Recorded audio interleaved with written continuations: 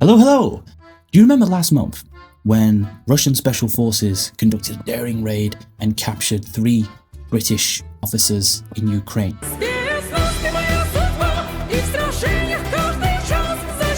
And then the British authorities begged the Russians to send those officers back, and the Russians told them to do one. No, you don't remember that? Well, it never happened. But there was a lot of news about it for something that never happened. So today we are going to check this story out and look at how we can spot fakes and how you can debunk this for your auntie next time she shows it to you on Facebook. So what happened here? Well, the story goes that it was late July, early August. The Russians landed several boats in the town of Orchakiv, which is in Kherson here. And the raid, which was, according to the news, codenamed Scat 12, they reckon they captured 2 British colonels, Edward Blake and Richard Carroll. They're not real. And also an unnamed MI6 officer. British authorities then claimed that these officers were just tourists who had gotten lost. And if that sounds familiar, it's because you've heard it before. It is the same excuse that the Russians gave for the GRU officers doing the Salisbury poisonings, remember? Oh, we just wanted to see Clock Tower, because they love a bit of clock. 0 points for creativity, guys. Sorry. The Russian Defense Minister, Belousov, refused to return the prisoners, and that there were plans for a court case against them. And if that ever materializes, I shall buy a hat and eat it. So where did this masterpiece come from? When you are looking at something like this, it's really helpful to understand the source. So I followed the breadcrumbs backwards. 2 of the biggest proliferators of this story were 2 former UK politicians, I'm sorry to say. One of them, George Galloway, former Russia Today host and the dictionary definition of a useful idiot. Multicles on the back, yes. He picked it up, as you can see here, on his Twitter X feed. It's Twitter. What are you doing? I'm posting false information on the web. Why? It's fun.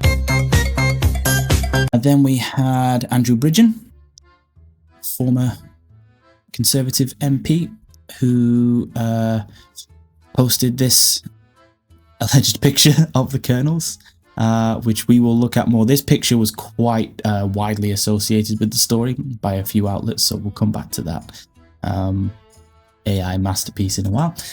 But where did these guys hear it? So the biggest Russian outlet I found that did this, let me translate this to English for you. Here we go. Was TASS. TASS is the state media, official state media outlet. Of course, they all sort of bend the knee. And they didn't dare run this as the main story. They kind of mentioned it. They used it to support another story about British mercenaries active in Ukraine. Other Russian outlets here, Tsargrad, saying the British officers were going, please don't shoot. Lots of Russian outlets. But what was interesting about this is the more reputable outlets didn't touch it. They didn't touch it. Similarly, the Kremlin didn't pick it up. Yeah, there were some English language ones as well. Here we go. Yeah, so it also popped out in pro-Kremlin English language and various other languages, reaching about 13 countries. A lot of these pro-Russian outlets cited a Western source, which is the gold standard under Soviet and now Russian disinformation and information operations, being able to say, oh, look, the Westerners are even saying it, so it must be true. And the source in this case was Stigen, which is a Norwegian communist newspaper.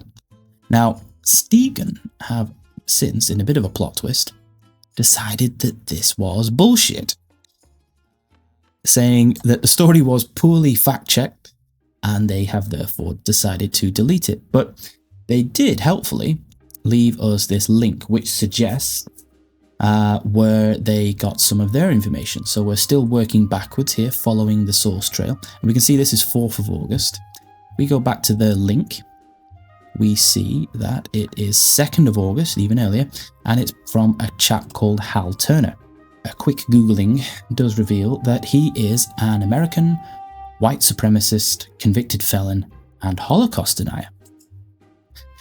A white supremacist, convicted felon, and a Holocaust denier walk into a bar. That's what people are saying about him on the internet. He has apparently been involved in a lot of questionable claims. And in this particular one, what he claims, we go down, is all the same stuff that the Russian and pro-Russian outlets later parroted. But he says that the source was a member of the US intelligence community. I doubt this, because everything that Hal said on the 2nd of August, it seems to be mirroring what was on Russian military blogger, Telegram channels.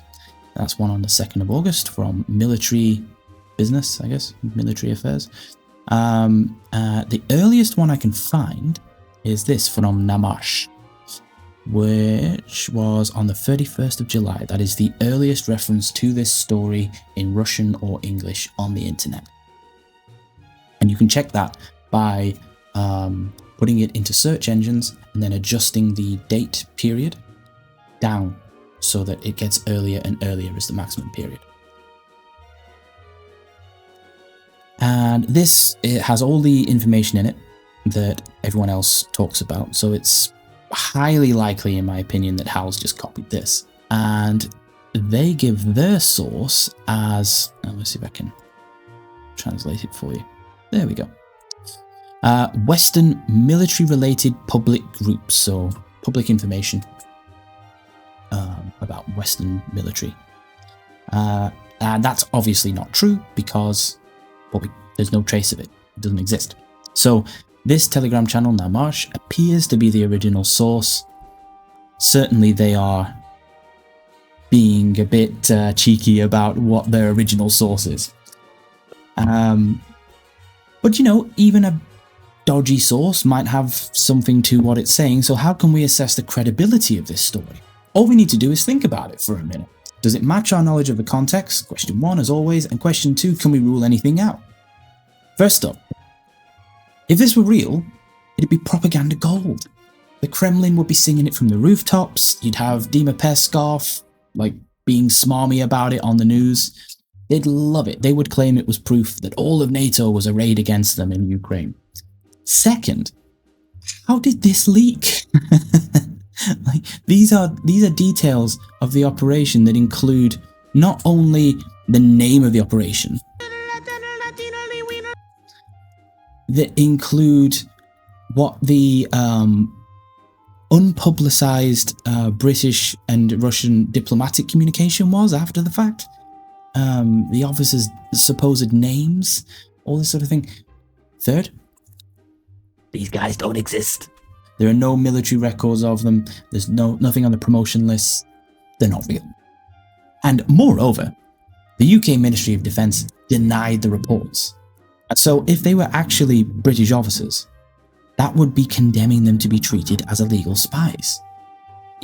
Whatever you think about the British government, we just wouldn't do them like that.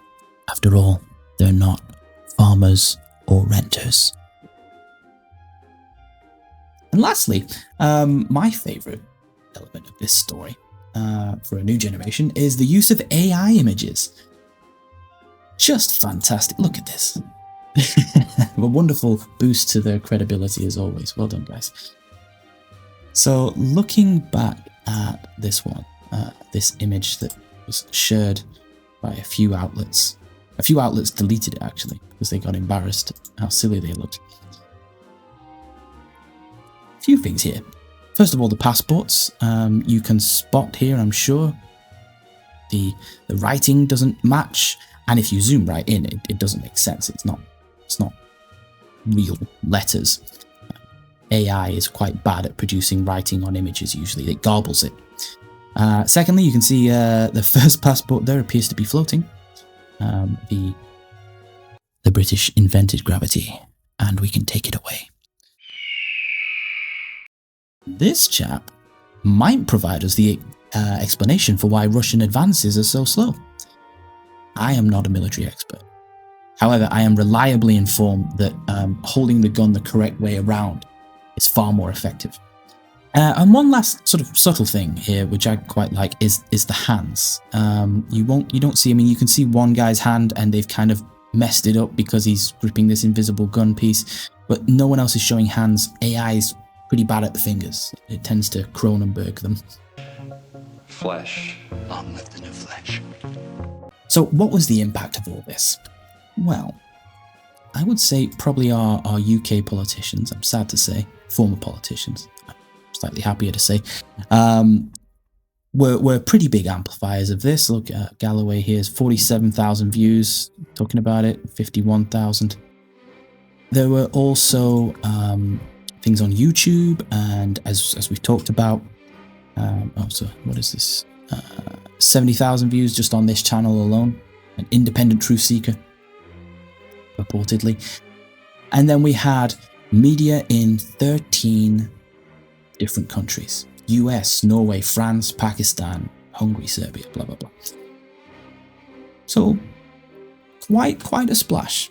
And what's fascinating about this to me is this isn't disinformation from the Kremlin, and it's not Russian mainstream media, so it's not top down. This is a social media invention, breaking free of the social media rumor mill. And even though everyone pretty quickly realized it was nonsense, except for Andrew Bridgen and George Galloway, it kind of proved the old adage that, a lie is halfway around the world before the truth has its knickers on. Something like that. So the guys who wrote this on Telegram, that's their job all day. They churn out as much of this stuff as they can. They try to support the Kremlin's general narratives. They can occasionally criticize, but mostly it's like 90-odd% supportive. And they're not as tightly controlled as the larger media organizations. And that's why if you read them, and God knows why you would, but if you do, you'll see a lot of, every now and then a story will pop up and it's just crazy. And that is a symptom of an information space with limits on free speech and the expectation to support certain narratives. And it is therefore no surprise in such conditions that people's critical thinking faculties start to suffer, and you get obvious nonsense, not even compelling lies, but obvious bullshit is proliferating. And I think that there is a lesson here to be learned for the UK right now, as we are seeing increasing limits and policemen turning up at people's doors over posts. Just one to think about. Anyway, I hope that was interesting. Thank you so much for watching. If you have any interest in Kremlin fanfiction such as this, pro-Kremlin fanfiction I should say, as this wasn't from them, do hit like and subscribe. I will attempt to do more videos than once every 2 months, and I will blame my hiatus on work and not laziness, which is in itself almost certainly disinformation. But until next time, do svidaniya, tovarищи.